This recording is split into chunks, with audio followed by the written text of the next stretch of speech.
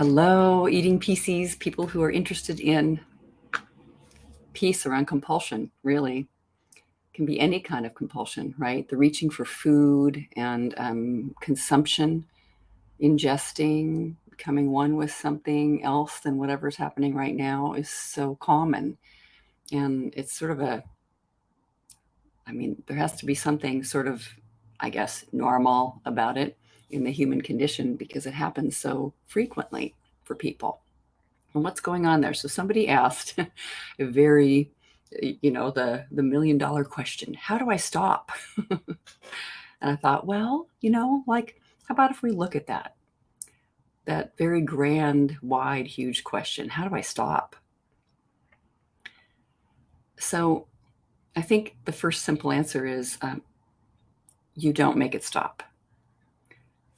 We've all seen that trying to make that movement that we're calling compulsion, addiction, energy that wants to get out of here is going to be a really difficult fighting project if you want to shut it down, if you're really against it. I'm fighting reality. Let's put it that way. And we know what happens when we fight reality and argue with reality. We lose. And as Byron Katie says, but only 100% of the time. So to simply first, starting at this point, because it can make such an enormous difference. I can't tell you what a difference it's made for me. It actually is the way how it seems.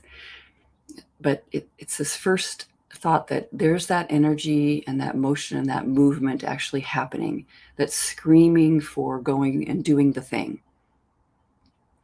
Let's go get that food. Let's binge eat. Let's go internet. Let's go buy something. Let me scroll through this thing. Let me play that game over there. There's some kind of energy rising, and there's been a pairing that seems really sort of efficient and matching and working and kind of does the job sort of temporarily, like putting a Band-Aid on something, which is okay, of helping with that energy that was happening before, which seems we're blind to. Like it seems very subterranean and missing and dark in darkness or lost, or like, I don't even know what's happening there. And maybe there's good reasons for not knowing what's happening there. It's okay. But I love putting it in the simple way about what's happening there. I want to get out of this moment. I don't like this energy that's rising. And it's almost like the brain or the mind or the way our minds are seeing it is that I want the most efficient path out of this moment, this present moment, this experience that I'm having possible. And the efficient, short methods out of this experience of this moment are all the things that we humans do: smoke, eat, drink, play, games, blah, blah, blah, whatever it is. I got to go do that. I got to have downtime. Relief.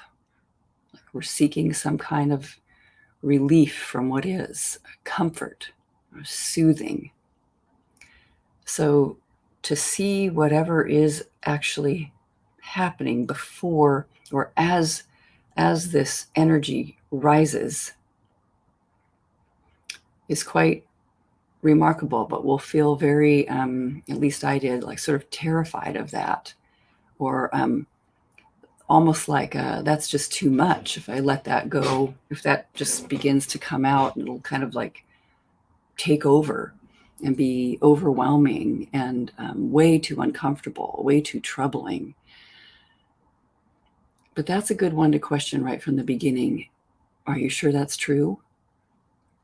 It's like the thought is, I don't have what it takes to be peaceful here. And the mind is coming up with all kinds of things, and it's sort of simple and really doesn't have an answer. It has no answer. It's just giving you options for, it's like with a toddler going like, hey, this is shiny over here, look over here. And then the toddler just like had big cheeks are rolling, tears are rolling down the cheeks of the toddler. And then they go, oh, there's a rattle. Okay. Movement in that direction. And that's the compulsion moving over there. And it does seem very quick and sort of efficient in a way. It's just that it's so temporary. So of course it's not really satisfying.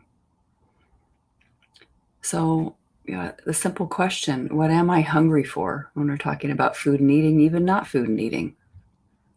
There's that thing that I want to move towards. And it feels very compelling because it's offering something. What are the qualities over there that are so interesting to me? How do I actually want to feel in this moment where some sort of disruption is happening? There's trouble under the surface. There's very common thoughts and ways of seeing the world that are appearing in those moments in the nanosecond before compulsive energy comes in. Sometimes it's really disturbing energy, traumatic experience, like memories, pictures, ideas about that life isn't safe. Sometimes it's not so dramatic as that. It's just simply I have such a huge to-do list about how to make life safe and comfortable. I have this giant list of things that I'm supposed to be doing, and I just want to do, I want to take a break from them, or I want to be eating while I do them so that I'm, or doing something I want it to be pleasurable instead of drudgery. So I'm seeing things as drudgery.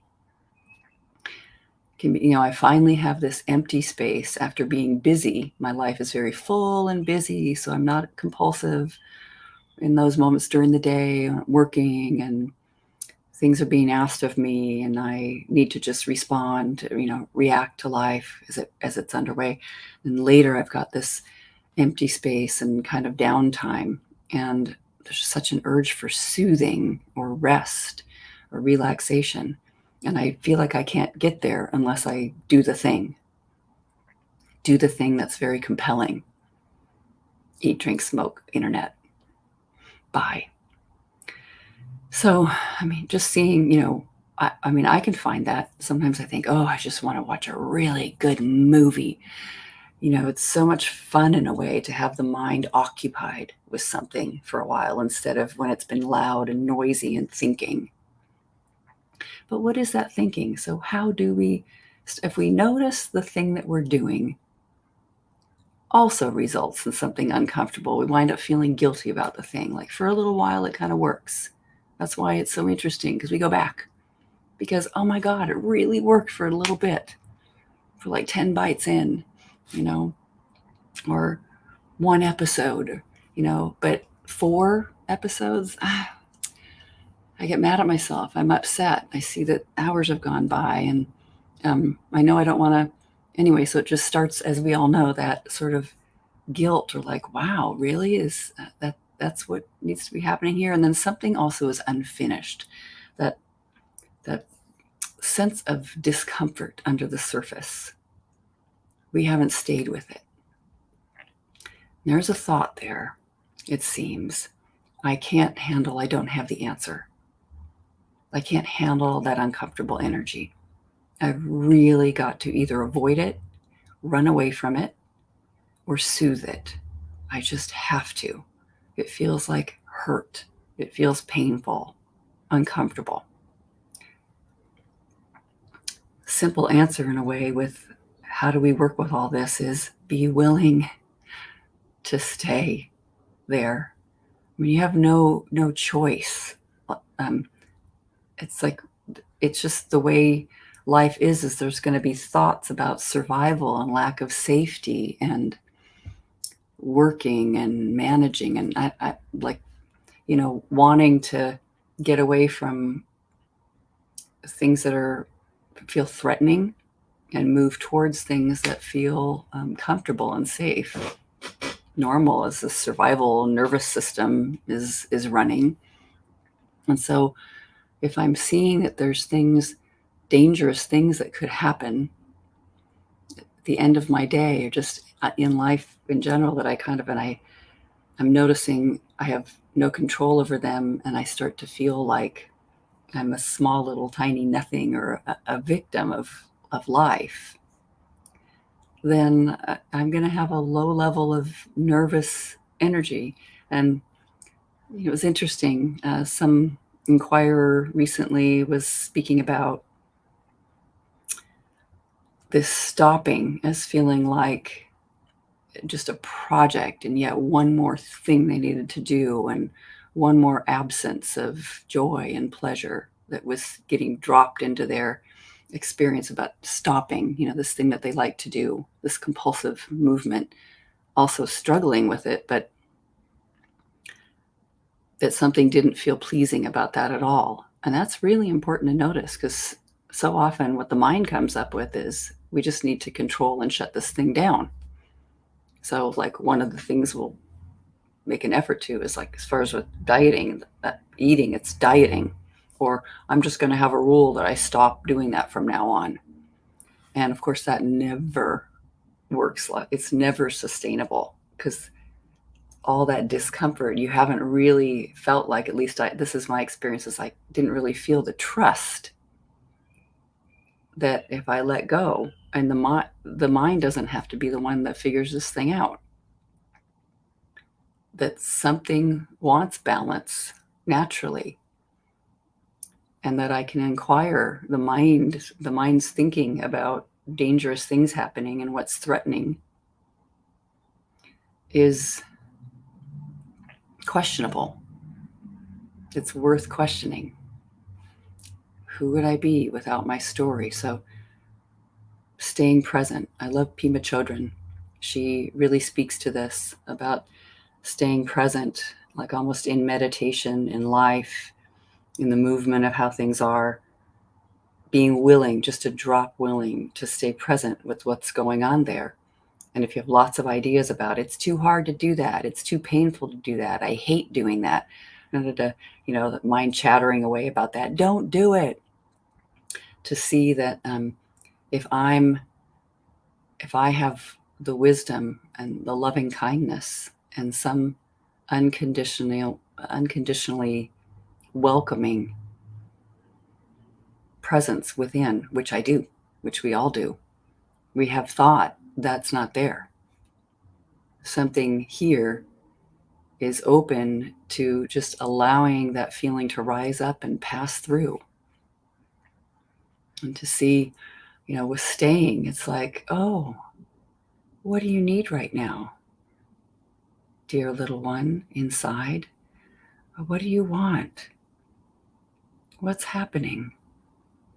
Yeah, I see you're yelling about going and doing the thing, getting the food, rushing out there to smoke, trying to think about what would be entertaining right now. I see you're doing that. What do you really want? What's happening? What's rising up? What wants to be felt?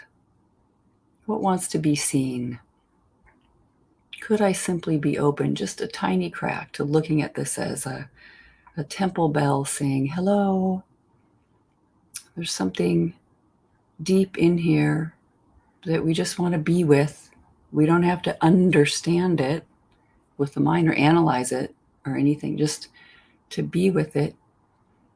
I think I used to believe I would be stuck with that, like it's intolerable. I cannot handle that uncomfortable energy. And I'm supposed to be handling it. I'm supposed to be like rising above it and having willpower and ignoring it all the time. Lots of effort. Can't handle it. Who would I be without that story?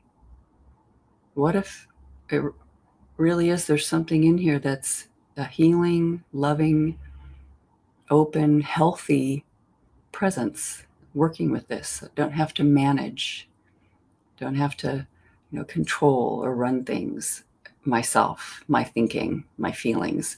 This is just what's happening right now. It's stormy. Yesterday in the area where I live in the world, which is the Pacific Northwest, it was very dark. it was October 31st, Halloween, time of this recording, and it was raining almost all day, hard some of the time, then misty, and then hard again, and just incredibly dark as we get closer and closer to the darkest day of the year, the least amount of sun and light. And it just felt like this sort of flat, sad, downish feeling. I had that with me as I'm,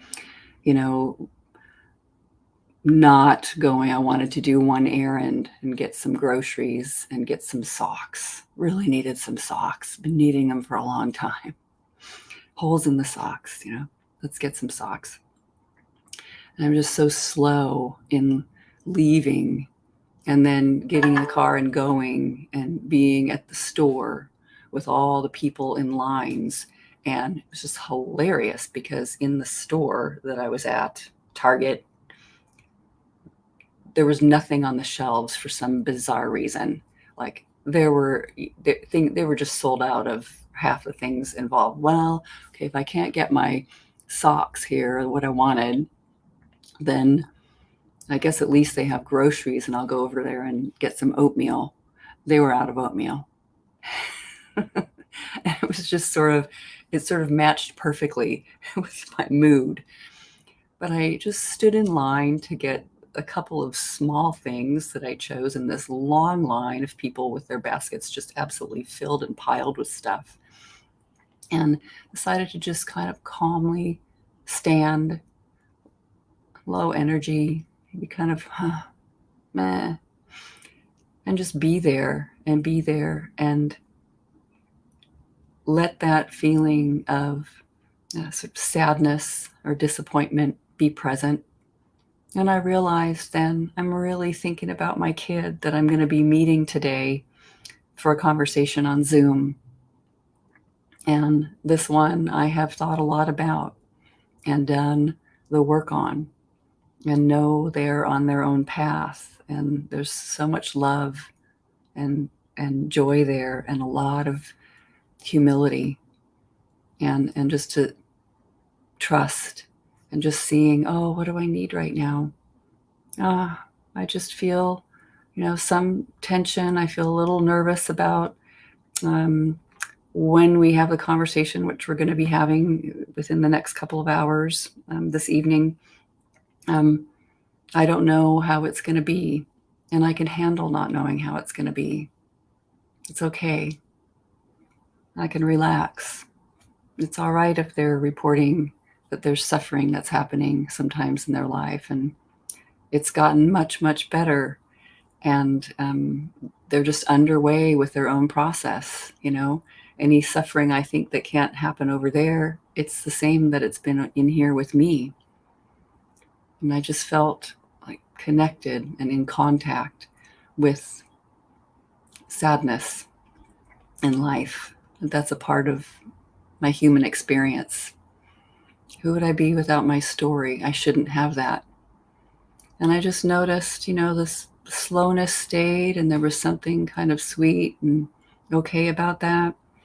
And the movement to head back home and make a cup of tea and have a conversation that I felt slightly resistant to or a little nervous or anxious about.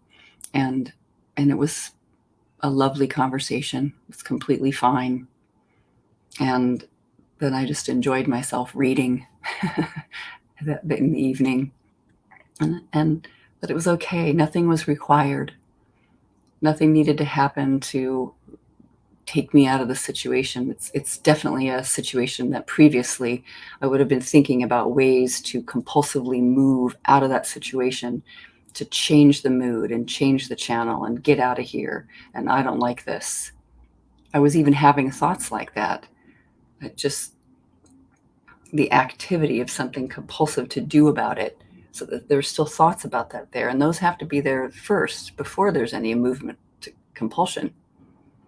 They have to be there first. I don't like this. I don't want this to be happening. I don't like that anticipation of what's going to be happening later. I don't like what happened before.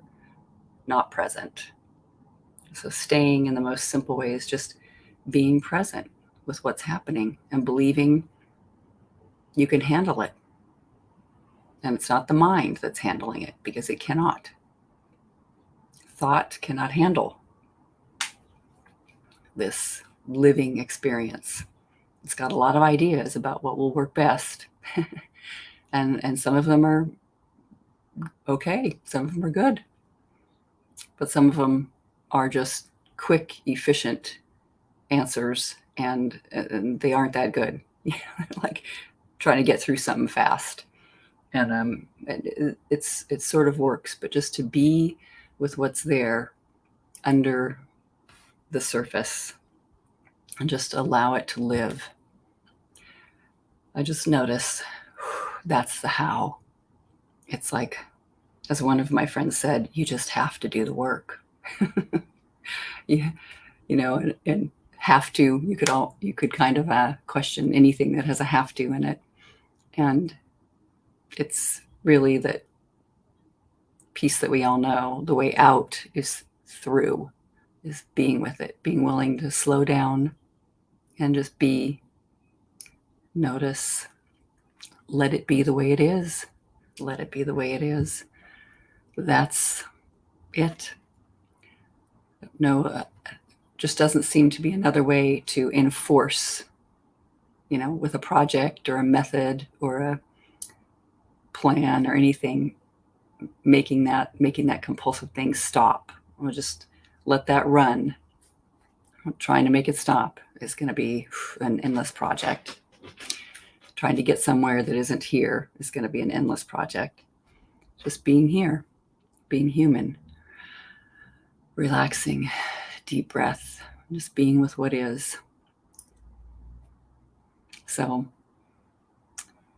seeing if there can be one drop of willingness to pause a moment and wonder, what's happening?